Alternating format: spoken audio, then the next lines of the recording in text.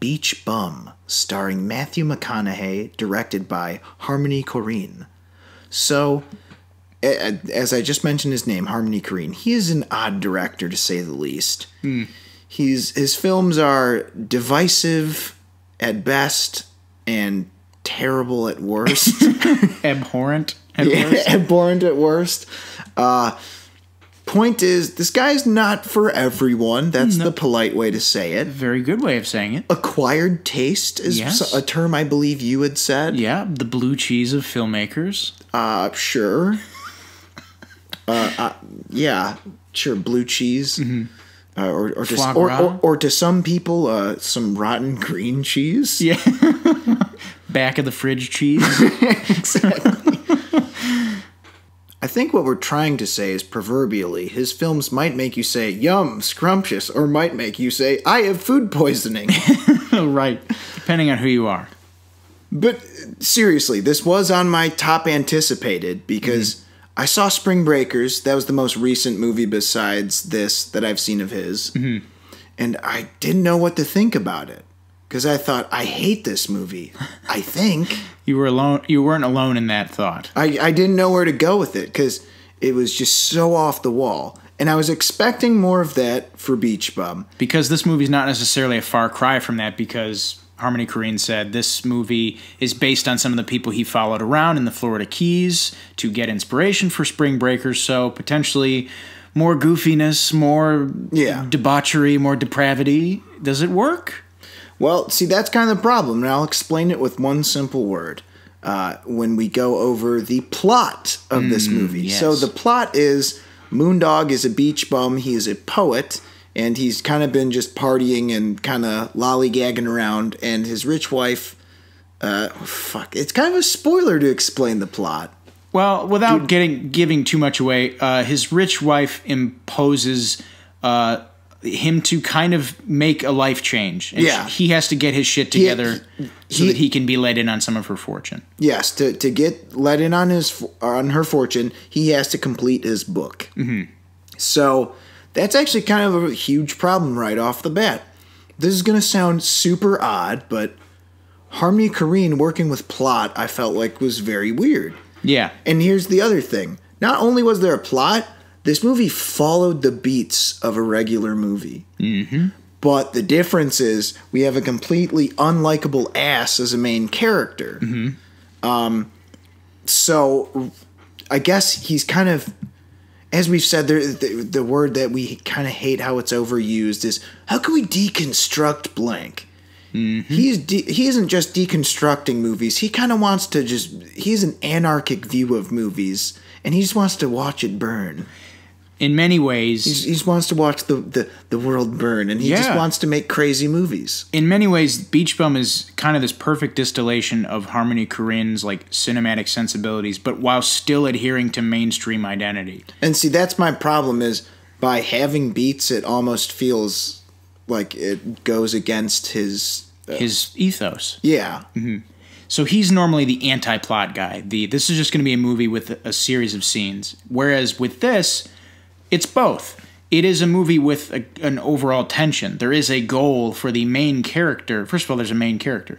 But there is lots of weird debauchery and partying and gross people generally doing gross things. Yeah, and it feels like the movie basically kind of feels like a giant excuse, or that rather, the narrative elements of the movie feel like an excuse for Matthew McConaughey to just kind of go on and do some wacky things in a weird kind of Odysseus-type way. He meets this character. Oh, no, something bad happened to the character. Now he can't hang out with him anymore. Now he moves on and goes to meet this character. Now they try and do this, and oh, no, the character has this happen to him, and they move on, blah, blah, blah, blah, rinse and repeat until the end.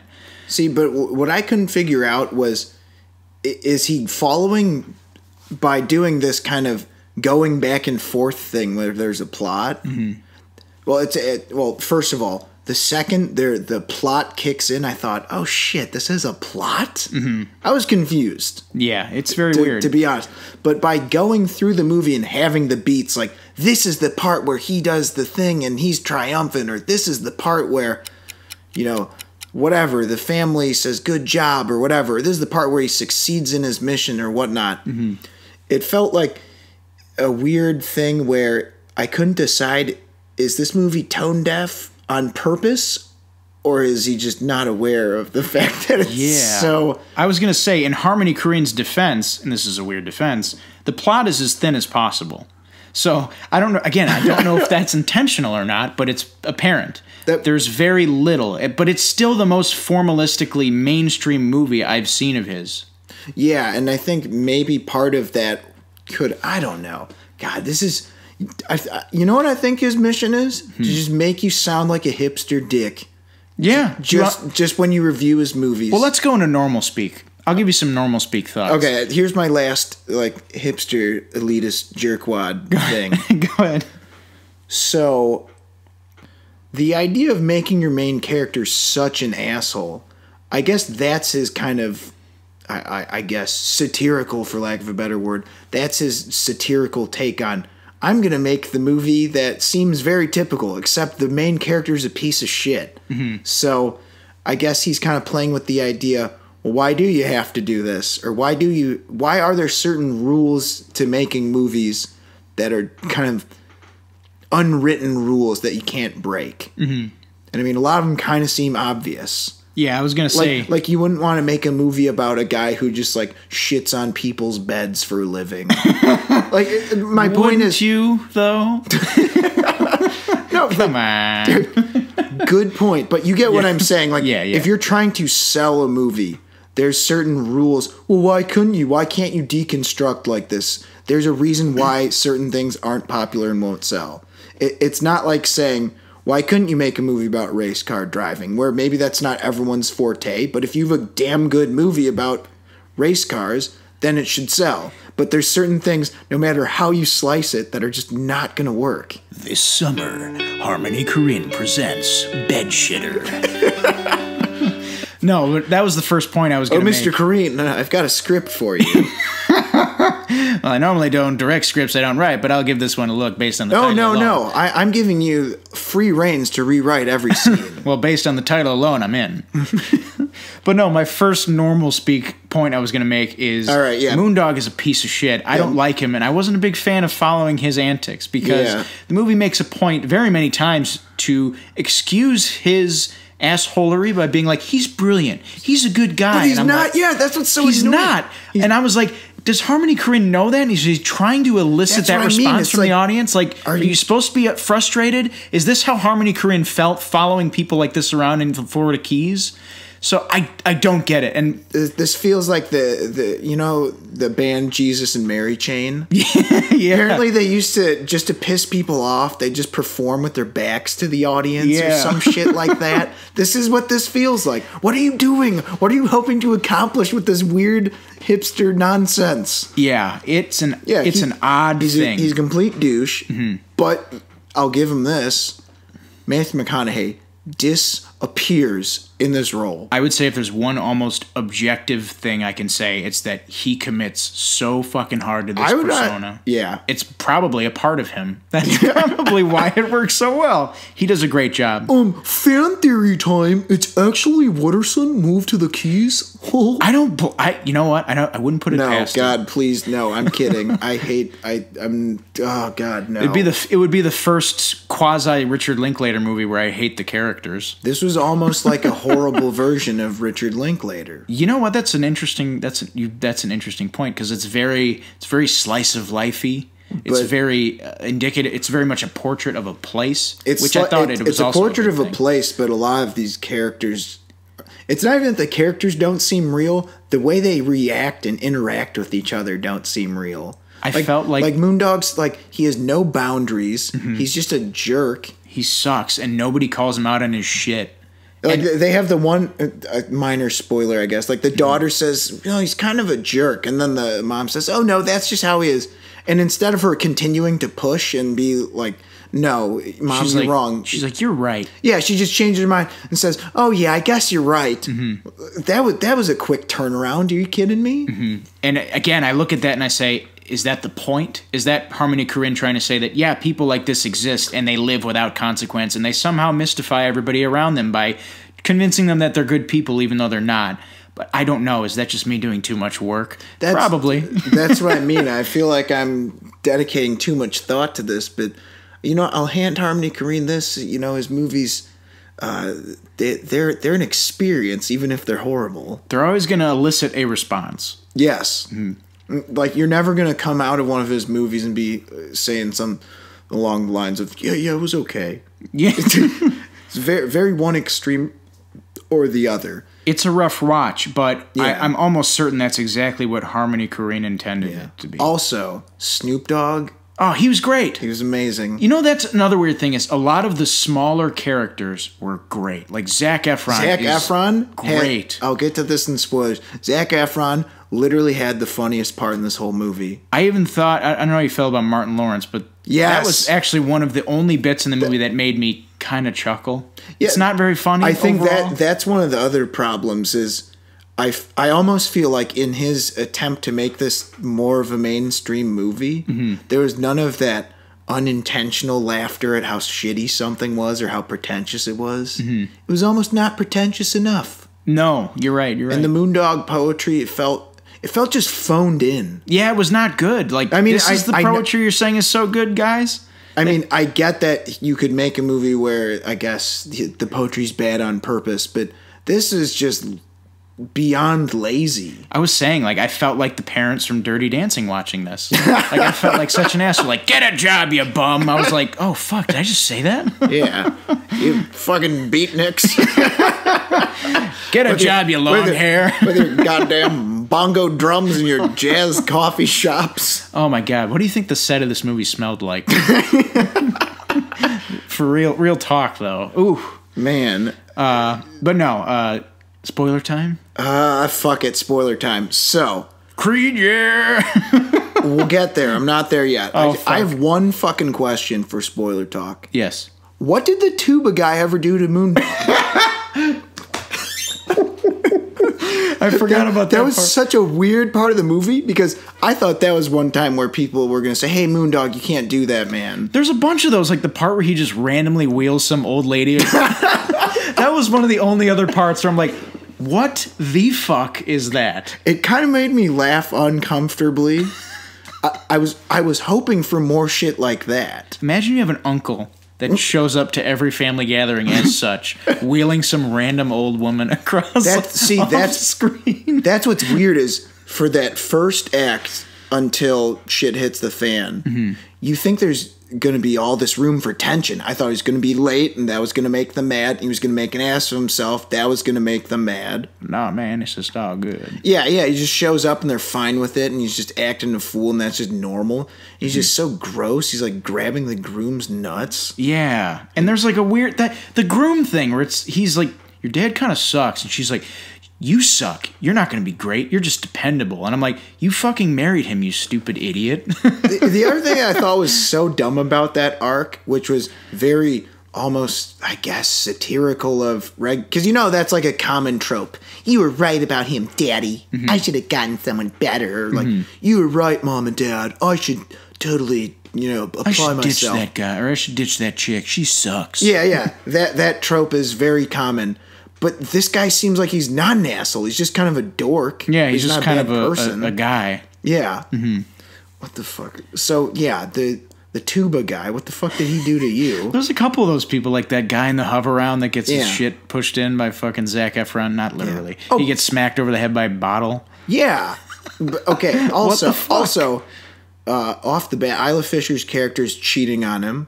Yeah. But you've no sympathy because he's doing the same. Yeah, you're like, I don't really care about any of this. And he's like, there's a moment there where he's like, all right. And he's like watching Snoop Dogg make out with her. And I'm like, dude, you have no business caring. Like, and he kind of didn't, but I couldn't tell if he was trying to care or That's not. what I'm saying. There's so many times where they could have had tension that they just avoided.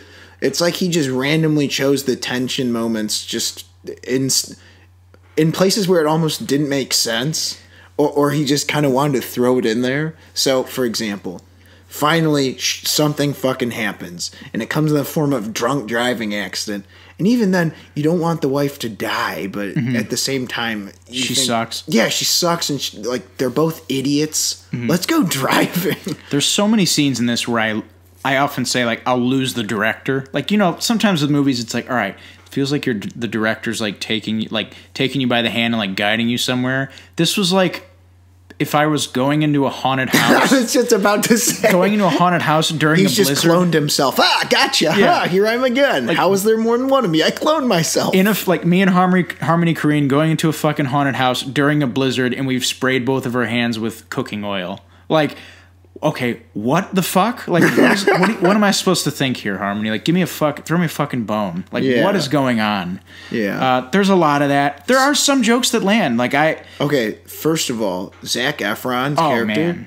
Man. I was shocked because initially I'm just not a huge fan of him. Mm-hmm. He's got some comedic chops, like unsung amount. He's got it here. His character was so fucking funny in this. First of all, he's in it by far the least. Yeah, maybe 5-6 minutes. His part's amazing. So when Moondog has to go to rehab for fucking up, he meets this very Floridian type. Yep. With all the weird hair and weird Ed Hardy t-shirts. Yeah. And he's like, my dad's a preacher. You know, that's why he sent me here. Mm-hmm. And of course, he's a good Gentile young man. So what band does he love more than life itself? Creed. Oh, yeah. The greatest band ever. That was my favorite scene because he's so amped up. And this is one thing I thought was weird. Does this movie take place in a different decade than now? No, but I think I know where you're going with this. His pants? His pants, yes, number one. But number two, Moondog had never heard Creed. Yeah, because I'm like, you never heard of Creed? Does this take place in the 90s? Yeah, they're basically jumping up and down on the bed like they're 9 years old listening to Creed. Yeah. And I just got a fucking kick out of that because it was one of those things where you almost sensed it coming, but you didn't exactly predict it. But the second you see it, you say, that guy would like Creed.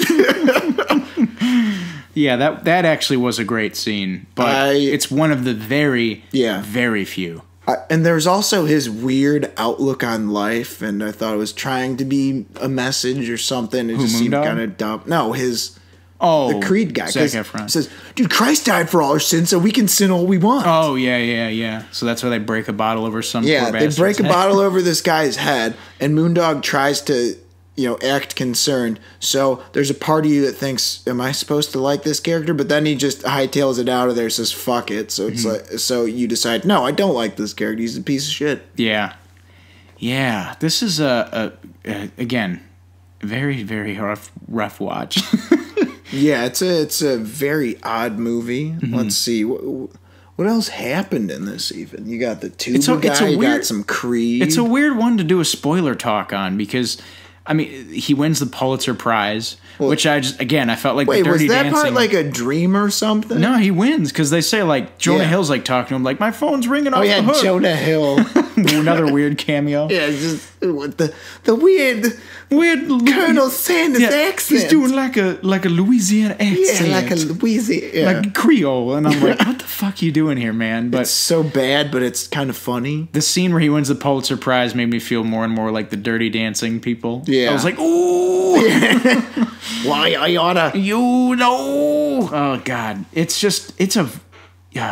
a weird, and there's even some jokes in here that I won't get into. Let's get into Martin Lawrence. Oh man, that's a weird scene. Only 4 people died on his watch since he started doing those tours. Dolphins, man. Dolphin tours, yeah. Fucking dolphins, man. And then he's just being really disgusting and talking about how the dolphins are it's mating season, and he's just talking about how they're gross and horny and whatever in front of his family. And then, of course, he jumps in, and you know that those aren't dolphins, because you think, okay, I can't predict a lot in this movie, but I know these are sharks. And then, of course, they are. My favorite part about that is, this part I actually found funny in a weird way. He gets his foot bitten off, and then he's about to get wheeled away in the into the ambulance, and he just kind of looks towards Moondog, and they just have this exchange that's something along the lines of, yeah, today sure was crazy. See you again, brother. Like, that was a good time. Let's hang out again soon. Hands him his foot. Yeah. It's It's weird. And Moondog doesn't change at all. No. Which, again, is that thing, well, why do I have to do it this way? Because that's what people are going to enjoy about a movie. Yeah, it's fulfilling. Or if they're not going to change, they can't succeed, but he does anyway. Right. And I guess if I were to compare another movie where you could take those themes, Wolf of Wall Street, you know how at the end, but is this really justice? Like that question that's kind of left looming on your head. It's pretty obvious that that's the point. The point of this is like, who the fuck knows? Yeah. He said, I didn't change, I got my way, and it's not because I'm asking you, what is justice, or what the fuck is, what's this, what's that? It's just a bunch of anarchic crazy shit. Yeah. And if that's up your alley, then this is, if you're a fan of Harmony Korine isms, this movie is it's for you. Or maybe this movie's not Harmony Korine enough for you. Maybe you wanted some more. I don't know, because maybe you wanted some more chair wrestling scenes.